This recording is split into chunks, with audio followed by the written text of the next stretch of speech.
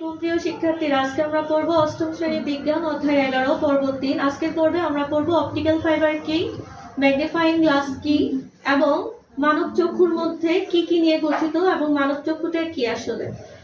আজকে আমরা যেটা পড়ব প্রথমে অপটিক্যাল ফাইবার। অপটিক্যাল ফাইবারটা হচ্ছে কাঁচ নির্মিত একটা সুতা, যেটা মানুষের চুলের মতো চিকন। এটা হচ্ছে আলো প্রেরণে ব্যবহার করা হয়। আলোর মধ্য দিয়ে যত সংকেত প্রেরণ করা হয় সেক্ষেত্রে হচ্ছে অপটিক্যাল ফাইবারটা ব্যবহার করা হয়। এটা খুবই নমনীয় ধরনের হয়। এছাড়াও টেলিযোগাযোগ মাধ্যমেও অপটিক্যাল ফাইবারের একটা ব্যবহার আছে। এরপর আমরা যেটা পড়বো ম্যাগনিফাইং গ্লাস। আমরা অনেকে হয়তো ম্যাগনিফাইং গ্লাস দেখে থাকবো বায়োলজি বক্সে। এই ম্যাগনিফাইং গ্লাসটা হচ্ছে যে উত্তল লেন্স দিয়ে তৈরি। দুইটা দর্পণ উত্তল অংশ মিলে যে লেন্সটা তৈরি করে এটার নাম হচ্ছে উত্তল লেন্স। উত্তল লেন্স দিয়ে হচ্ছে এটা তৈরি হয়, যেখানে হচ্ছে ছোট বস্তুকে বড় করে দেখা হয়। উত্তল লেন্সের সামনে যখন কোনো একটা বস্তুকে রাখা হয়, তখন লেন্সের আরেকটা প্রান্ত থেকে যখন বস্তুটাকে দেখা যায়, তখন বস্তুটাকে হচ্ছে যে অবাস্তব, সোজা এবং বড় একটা প্রতিবিম্ব তৈরি হয়। এই ধারণাটা ব্যবহার করা হয় ম্যাগনিফাইং গ্লাসে। এছাড়াও ম্যাগনিফাইং গ্লাসে আমরা আরেকটা জিনিস যেটা জানবো, চোখের নিকটতম বিন্দু কাকে বলে। আমাদের চোখের একটা নির্দিষ্ট বিন্দু আছে, যতটুকু পর্যন্ত আসলে আমরা বস্তুটাকে ক্লিয়ার দেখতে পাই। এর চেয়ে বেশি কাছে আসলে আমরা বস্তুটাকে দেখি না। ওই বিন্দুটাকে বলা হয় চোখের নিকট বিন্দু। এরপর আসছে ফোকাস দূরত্ব কাকে বলে। উত্তল লেন্সে প্রধানক্ষের সমান্তরালে আসা আলোক রশ্মি যে বিন্দুতে মিলিত হয়, প্রতিফলনের পর যে বিন্দুতে মিলিত হয় সেটাকে বলা হয় লেন্সের ফোকাস বিন্দু। আর লেন্সের কেন্দ্র থেকে ফোকাস বা লেন্স থেকে ফোকাস বিন্দু পর্যন্ত যে দূরত্ব, এটা হচ্ছে ফোকাস দূরত্ব। তো উত্তল লেন্স বা ম্যাগনিফাইং গ্লাস আমরা কাকে বলবো? এটা হচ্ছে ম্যাগনিফাইং গ্লাস বা বিবর্ধক যে কাঁচ, এটা আমরা কাকে বলবো? যে লেন্সে হচ্ছে যে ফোকাস একটা উপযুক্ত কাঠামো দ্বারা তৈরি উত্তল লেন্স এবং যার ফোকাস দূরত্ব অনেক কম, এই ধরনের লেন্সকে বলা হয় বিবর্ধক কাঁচ বা ম্যাগনিফাইং গ্লাস। এরপরে আমরা পড়বো মানব চক্ষু কাকে বলে। মানব চক্ষু হচ্ছে যে চোখের কোটরে অবস্থিত এর গোলাকার অংশটাকে বলা হয় অক্ষিগোলক।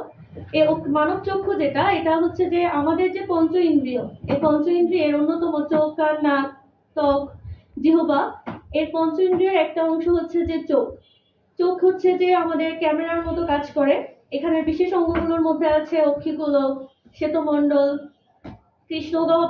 কৃষ্ণমণ্ডল, রেটিনা, তারপর অ্যাকুয়াস হিউমাস, ভিট্রিয়াস হিউমাস। তো এখানে প্রথমে আমরা যেটা পড়বো যে অক্ষিগোলকটা কি। চোখের কোটরে যে আমাদের করোটি, যেটা করোটির মধ্যে চোখের জন্য যে ছিদ্রটা, এটাকে বলা হয় চোখের কোটর। চোখের কোটরে অবস্থিত যে গোলাকার অংশ, এটাকে বলা হয় অক্ষিগোলক। এই নির্দিষ্ট সীমার মধ্যে কোটরের মধ্যে এটাকে যে কোনো দিকে আমরা অক্ষিগোলকটাকে ঘোরাতে পারি। আমাদের চোখের প্রায় 6 ভাগের 1 ভাগ অংশ কিন্তু এটা, আর বাকি 5 ভাগ অংশ কিন্তু মস্তিষ্কের ভেতরেই থাকে। এরপরে আমরা চোখের যে অংশটা পড়বো সেটা হচ্ছে যে শ্বেতমণ্ডল। এটা সাদা ও স্বচ্ছ ঘন। এর কাজ হচ্ছে বাহিরের অনিষ্ট থেকে চোখটাকে রক্ষা করা। এই শ্বেতমণ্ডলের সামনের দিকের অংশটা হচ্ছে কর্নিয়া। এই স্বচ্ছ অংশটা হচ্ছে যে কর্নিয়া। এরপর হচ্ছে যে কর্নিয়ার পরে যে অংশটা থাকবে চোখের, যে একটা পর্দার মতো অংশ, এটাকে বলা হয় যে আইরিশ। এই আইরিশটা গাঢ় নীল, বাদামি বা এই ধরনের একটা কালার হয়। এদিকে কৃষ্ণমণ্ডল হচ্ছে শ্বেতমণ্ডলের পরের অংশ। এটা হচ্ছে যে কালো হবে, কালো ঘন অংশ দিয়ে তৈরি। এটার কারণে হচ্ছে যে আলোক রশ্মি হচ্ছে প্রতিফলিত হতে পারে না। এরপরে হচ্ছে যে চোখের, যদি আমরা একটু সামনের দিকে আসি, যে কর্নিয়া, যেটা কর্নিয়ার মাঝখান বরাবর যে ছিদ্র, সেটাকে বলা হয় তারারন্ধ্র, পিউপিল। এরপর আসছে যে চোখের মধ্যে স্বচ্ছ এক ধরনের পেশি দ্বারা যুক্ত অংশ, জেলির মতো অংশটা হচ্ছে যে লেন্স। আর এটা উত্তল লেন্স। আমাদের চোখের মধ্যে যে লেন্স, সেটা উত্তল লেন্সেই তৈরি। লেন্স আর হচ্ছে কর্নিয়া, এই দুইটার মাঝখানে জেলি সদৃশ যে অংশ, এটার নাম হচ্ছে অ্যাকুয়াস হিউমাস। আর লেন্স আর ভেতরের দিকে রেটিনা আছে। লেন্স আর রেটিনা এই দুটার মাঝখানে যে প্রকোষ্ঠ, এটাকে বলা হয় ভিট্রিয়াস হিউমাস।